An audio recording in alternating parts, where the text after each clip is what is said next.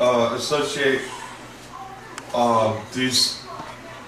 I mean, he's familiar. He's familiar with this, obviously, right? This type of. Oh, it's in his teachings on his research. Does he ever connect them with the Jason storm? saw his like first UFO dude. No, he didn't connect them with the storms. It's more like the ancients, what they wrote and pictograms. Storm. They have a lot of the hexagon-shaped tortoiseshell tiles they found in South Africa. No way. Millions of them. And these are like the tiles that represent on the ships where they come from. Yeah. Well, that's why I'm making a bigger model that's more accurate. Because this one right here, it was perfect oval shape, the outline of it. But the tiles, the design in the middle, were like hexagon, and it was just like it was like an upside down turtle shell, you know. And that's when you told me that you described it was like a tortoise shell. I went, "Ihole," because that's exactly what Dr. Scott says in the ancient Sumerian cuneiform. They call it turdis, Turdis, tortoise, and that's the logo that's on the North Pole of Saturn. Well, okay. I just can't get it out of my head how they were right there, just flying all over the area, like really slow, like they were doing an assessment of it, like, you know, seeing what kind of damage it did, like they, you know what I mean? It wasn't like they were just flying by; they were just like looking like they were gathering information. It was like, and right after the storms, it's just I can't get it out of my head that they had something to do with the storms. You know what I mean? That they. I can't let that go, you know. Well, what was the feeling? I mean, did you have goosebumps? Were you terror, or was it calm? What was the feeling that it brought to you? Was it terror? That one day it was just like I couldn't believe what I was seeing. I don't really remember being scared. I just remember being like amazed, like wow, like this is the first time I've ever seen a real UFO, and in kind of like confused over why it was going over our house. There's a whole city, you know, so many better places to be. Why did it pick our street to go over? And at that time I didn't realize that our little, you know, couple block area was the only one that really got hit really hard. And didn't find out till the next day when we were walking that it was a tornado, which I kind of figured it was because the way the wind was blowing sideways with the hail and everything. Yeah. But when we walked, and we walked around your house, we walked around the whole place. We went to the place where everybody got killed and evacuated over here, and all the trees were blown this way, and over here they're blown this way. That is a tornado. Exactly. And that confirmed it for me. And I'm like, man, and I just was amazed how come the news wouldn't mention that, you know? I mean, they're out there filming. Not even close to it. No, they didn't even mention the people that died, but You know, they over where I got that figured out because that's for tourism. I mean, if that would have made world news, it took me a long time to figure out why would they not mention the people that died. And then I realized, well, okay, that would have made world news.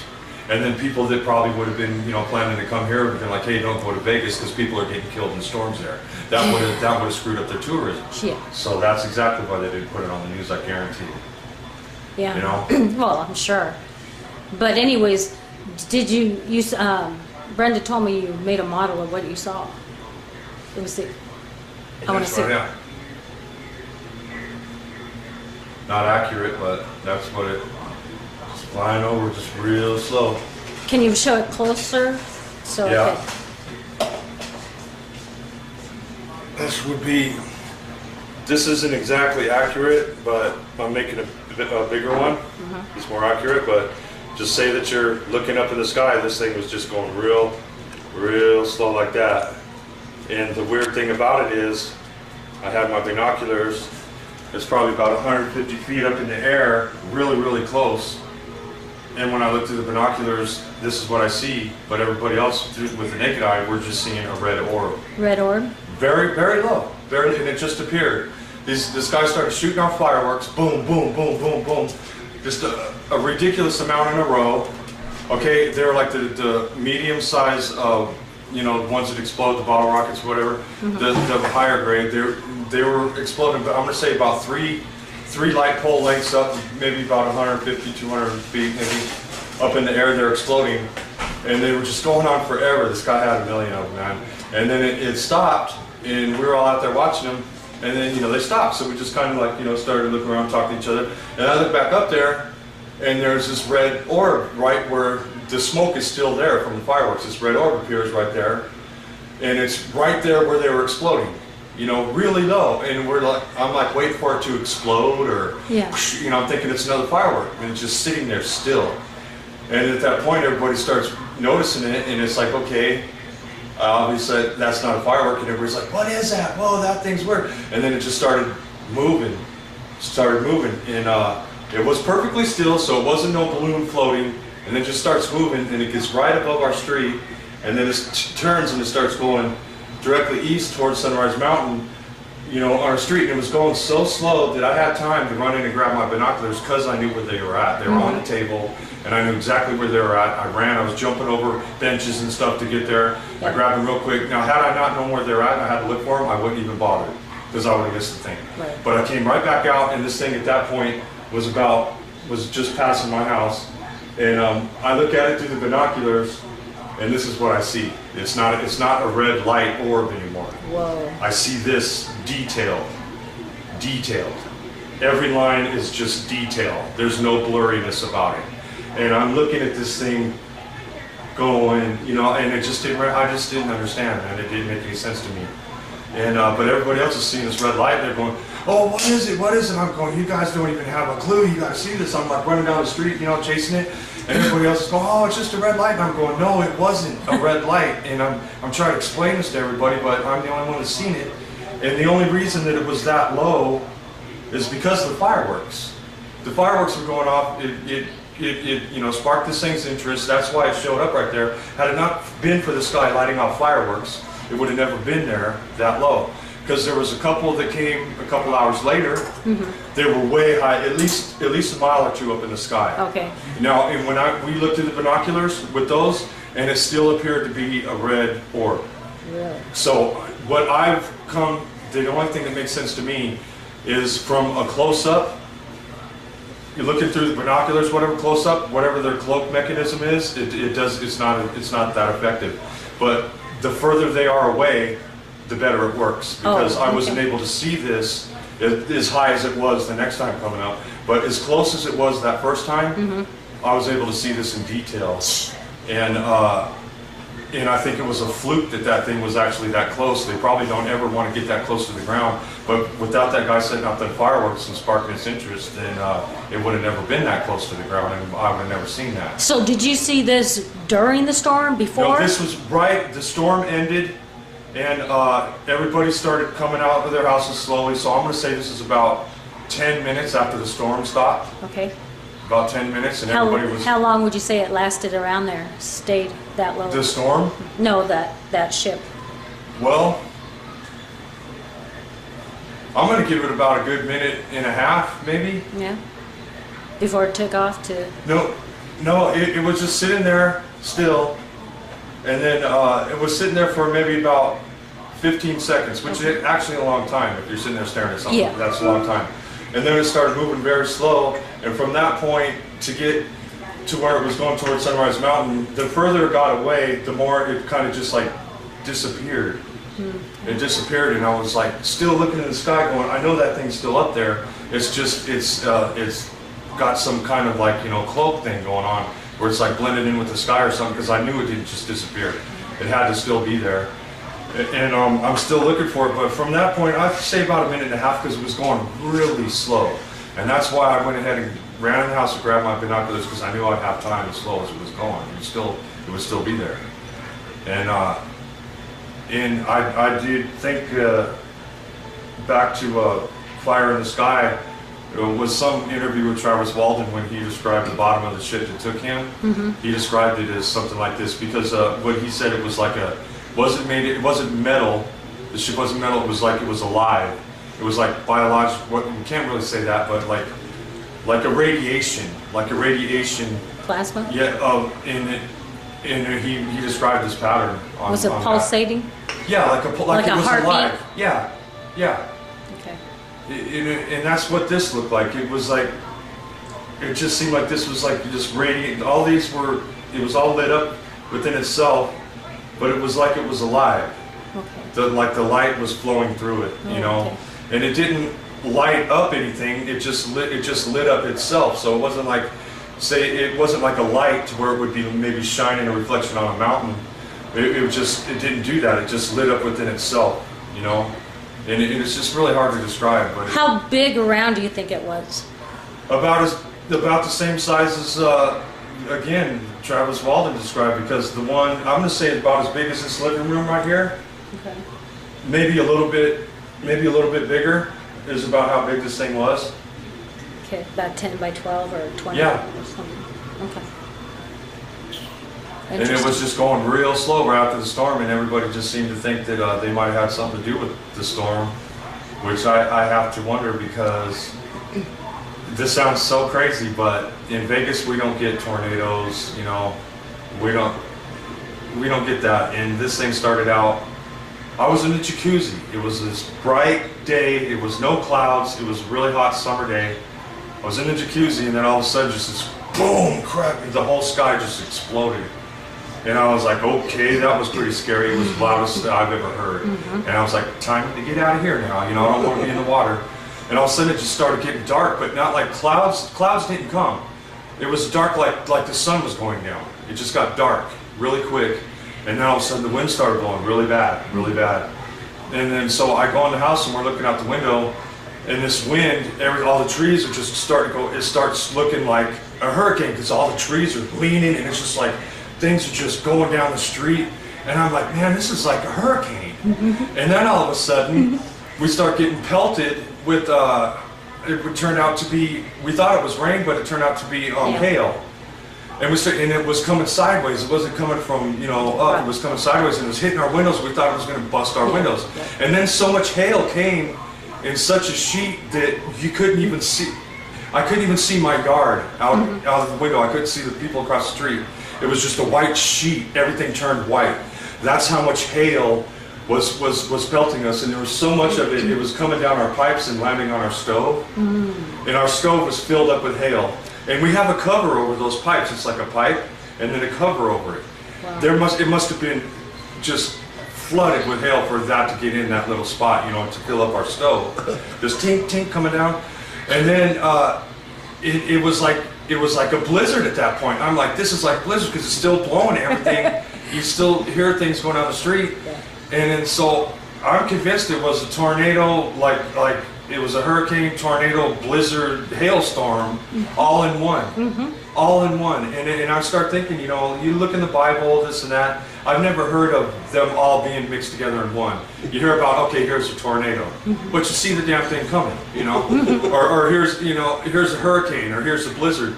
But to have them all within a two, were like a 2 city block radius, you know, and everything just being uprooted, and it's just like, man, all in one. And then the news only reporting it as a lightning thunderstorm, you know. And it's just like, come on, seriously. And they, you know, like I said, they didn't even mention the people that died, but whatever. And it's just, I don't remember ever in the Bible, in history, that happening. So we're all convinced that it had to have been, you know, made, you know, not by nature, you know. And that's what everybody thought, that maybe these things had something to do with it, because they were flying around right after it happened, in a way, as they were assessing it. They, you know, it wasn't like they were just coming by, or hey, we're just cruising through. They were like, you know, like assessing like the damage, like they were like taking notes, you know. They were, it was just weird, you know, and I think that they might have had something to do with that. And I know that they're not good, so maybe they were just testing out some new thing that they got to see how effective, you know, their new weather little, you know, weapon was, how much people they could wipe out in one little area. I don't know what they were doing, but they did kill 5 people, and it was pretty scary. And her niece and nephew is seen, he described this thing too, but he just described it as a red and orange glow light in the sky. So he didn't have binoculars, he didn't see the detail like I seen it, but I'm sure it was the same thing. And he only lives a couple blocks up. He's right in this radius right here, and right off Washington. And him and his sister was telling us, they were over at our house last week, that they've been seeing this thing in their backyard flying around. So these things have been flying around ever since then. That storm. Almost on a nightly basis. Wow. And I just don't know why they're interested. Didn't in you this tell area. me that you heard on Coast to Coast that night? Yeah, when we came in on Coast to Coast, we were out there for a while, and it was maybe it was a Sunday, because they do the Coast to Coast comes on at 10 o'clock, and it was just a little bit after 10, and I looked at the clock, I'm like, hey, let's turn on the radio.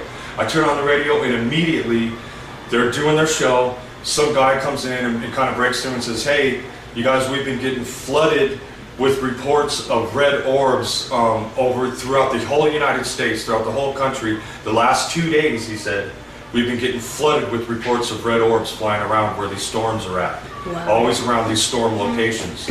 Now they were identifying it, connecting it with storms too. And then what was weird was we're sitting there listening to it. Okay, they're going to talk about it. No, that was just some guy coming in, cutting in. So they went back to their regular subject. And then before I turned the radio off, the guy comes in again, and he says, hey, you guys, we're getting flooded with these calls.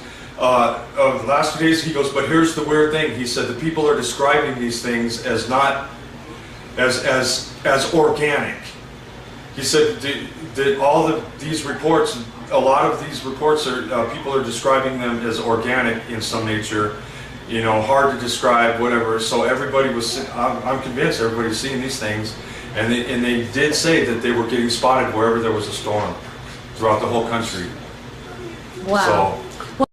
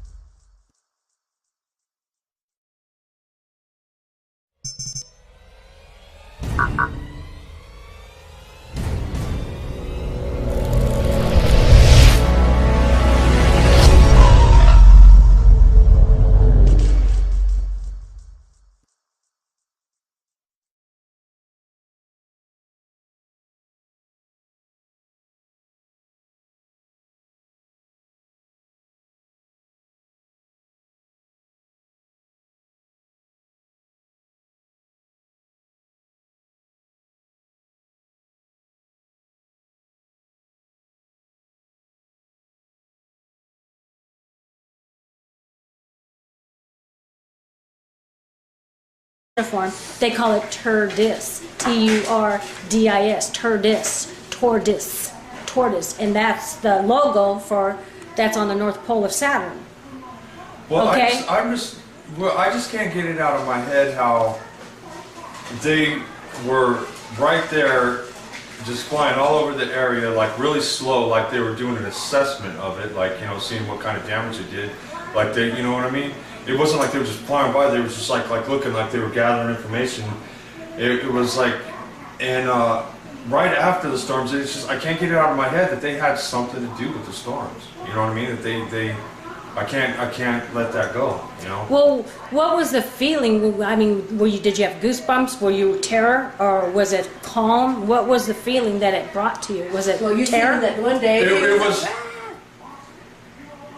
It was just like I couldn't believe what I was seeing. I don't really remember being scared. I just remember being like amazed, like wow, like this is the first time I've ever seen Yeah. a real UFO, and in kind of like confused over why it was going over our house. There's a whole city, you know, so many better places to be. Why did it pick our street to go over? And at that time, I didn't realize that our little, you know, couple block area was the only one that really got hit really hard. shaped tortoiseshell tiles they found in South Africa. No way. Millions of them. And these are like the tiles that represent on the ships that where they come from. Yeah. Well, that's why I'm making a bigger model that's more accurate. Because this one right here, it was perfect oval shape, the outline of it, but the tiles, the design in the middle were like hexagon, and it was just like it was like an upside down turtle shell, you know. And that's when you told me that you described it was like a tortoise shell. I went, "Híjole," because that's exactly what Dr. Scott says in the ancient Sumerian cuneiform.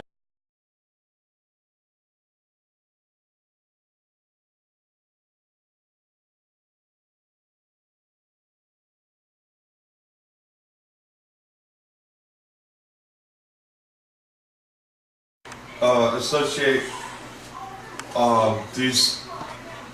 I mean, he's familiar with this, obviously, right? This type of. Hi. Oh, it's in his teachings on his research. Does he ever connect them with the Jason saw his storms? like first UFO, dude.